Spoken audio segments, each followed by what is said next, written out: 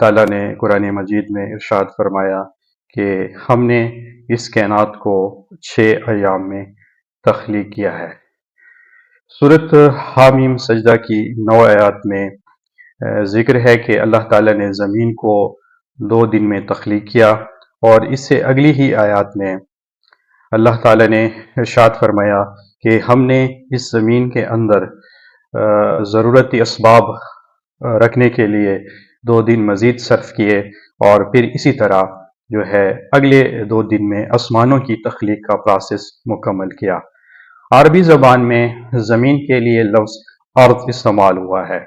جس کا اصل مفہوم جب ہم عربی کی مشہور لغت ڈکشنریز جیسے تاج العروض ہے یا دوسری لسان العرب ہے، اس میں ہم اس لفظ کا اوریجنل جب مفہوم دیکھتے ہیں تو وہاں جو لفظ ارض ہے، اس کا جو بنیادی مفہوم بن رہا ہے کہ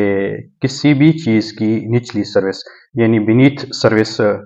کسی چیز کی جس کے اوپر کھڑا ہو سکے بندہ۔ اور اسی طرح جب ہم لفظ سما کو دیکھتے ہیں تو سما کا جو بنیادی مفہوم ہے یا معنی بن رہا ہے، وہ ہر چیز جو بلندی والی ہو، یا ہر چیز جو بلند ہو اور ڈھانپنے والی ہو۔ تو بنیادی طور پہ زمین اور جو آسمان ہے اس کا عربی میں جو وہ ہے کانسیپٹ، وہ کچھ اس طرح بن رہا ہے۔ تو کیا وہ دن ہمارے 24 گھنٹے والے دن تھے جن کا ابھی اوپر ذکر ہوا ہے؟ پھر قرآن مجید خود کہتا ہے کہ اللہ تعالیٰ کے ہاں ایک دن زمین کے 1000 سال کے برابر ہے۔ یہ ہمیں قرآن مجید کی 2 صورتوں میں، ایک صورت حج کی 47 آیات میں اس چیز کا ذکر مل رہا ہے، اور پھر اسی طرح جو صورت سجدہ ہے اس کی 5ویں آیات میں بھی